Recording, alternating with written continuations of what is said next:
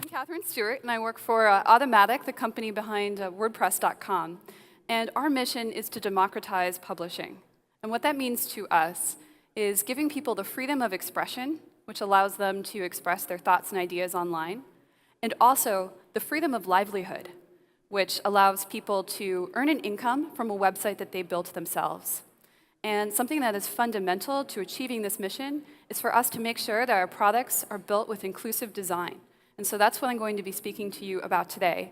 Inclusive design ensures that our product users can get online regardless of their backgrounds or their abilities or their experience. So this is Kay, and I want to tell you a little bit about her story.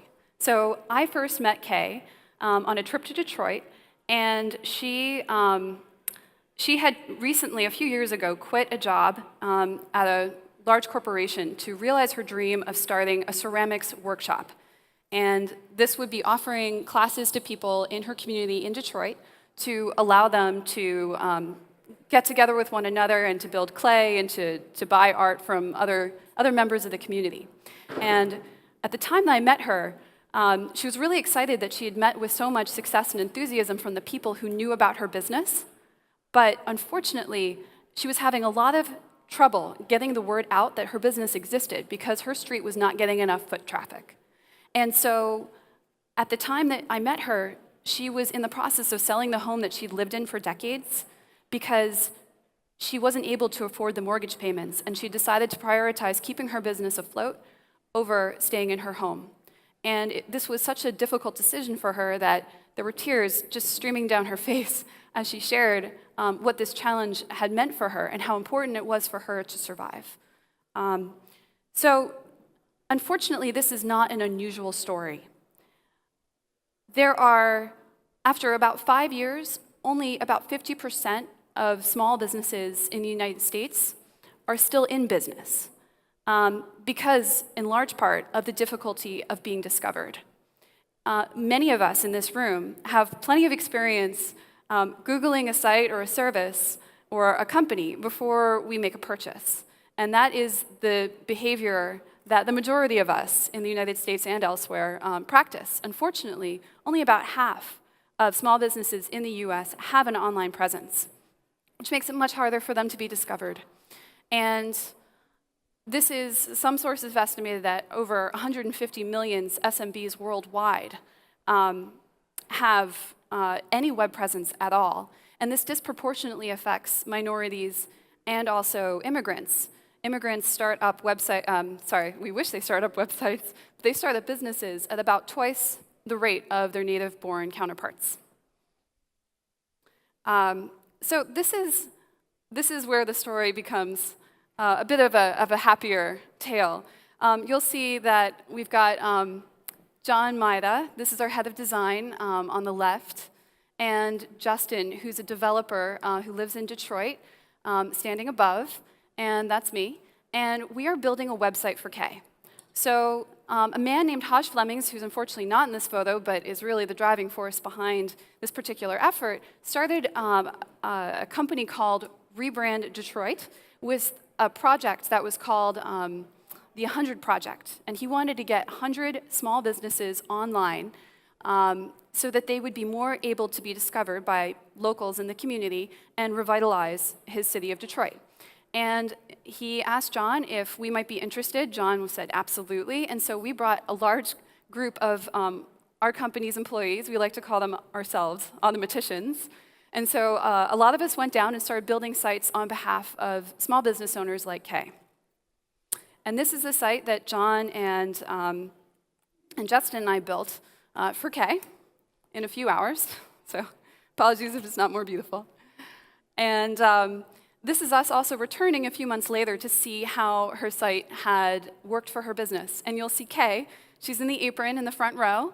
And then also worth pointing out is the woman right behind her. I'll explain why she's important in a moment, but she's in the blue button-down shirt. And her name is Ashley. But yes, this is the team of Automatic employees who all went down to help these different business owners in Detroit get online. And then this is in Kay's own words. Can we have sound? Is there sound?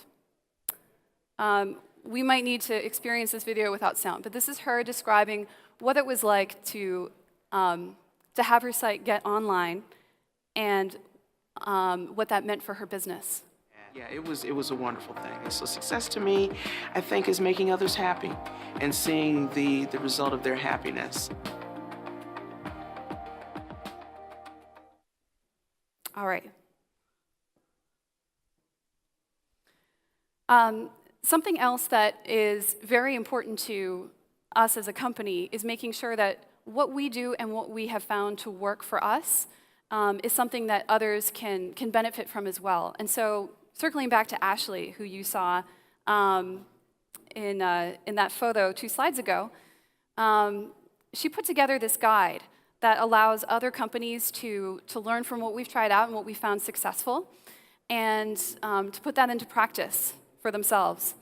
And this is so important to us because for us, our products only work if everyone can benefit from them. Our products are about helping people express themselves and earn a livelihood regardless of where they live, regardless of their abilities. I'm proud to say that over 50% of our company's customers come from outside the US. And we're always trying to innovate and make sure that people of different levels and kinds of abilities can also be online. And one way that we've done that is by adding Kat Holmes to our board of advisors, which we did recently. And one of our company's missions is, as my boss Matt Mullenweg likes to say, we don't make software for free, we make it for freedom. So we've also made sure that the barrier of price is not something that will keep people away from being able to build sites.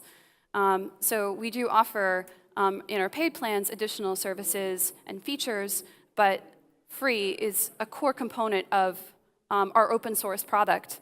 And it's both free in terms of you can get it without spending any money, and also you can get it and contribute to the core code that underlies the product.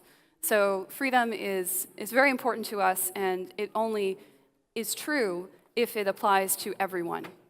So with that, I'd like to leave us with the mission that Haj set out in Rebrand Detroit, which has been so successful that now he's expanded and it's called Rebrand Cities. He says, our mission is to address this problem and to transform. And by this problem, he means the problem of some small business owners being invisible. Our mission is to address this problem and to transform small businesses in Detroit and other areas by getting 100 neighborhood businesses on the grid through providing mobile-optimized websites. The project is about driving revenue and creating credibility for the small business owners in neighborhoods who are working 10 to 12-hour days as the primary employee with a lack of foot traffic to their business, no marketing budget, and no website. In order to achieve our goal, we want to assist 100 businesses in digitizing their efforts through web development. And because we have just a few minutes left, I'd love to go back and see if I can show that video with sound. Success, art in motion. The reason why I opened in my neighborhood, because I knew that it was a place that people wanted something of value. You know, the day that it happened, it was just a glorious day. By the time we opened our doors and to see the flock of people come in, it was just the greatest feeling I think I have ever had. Yeah, it was a wonderful thing. And so success to me, I think, is making others happy and seeing the result of their happiness. All right, I'm just about out of time, and it is such a pleasure to be here and to see such a diverse group of people. It's relatively rare, especially in San Francisco, and it is truly heartwarming to see. So thank you for having me.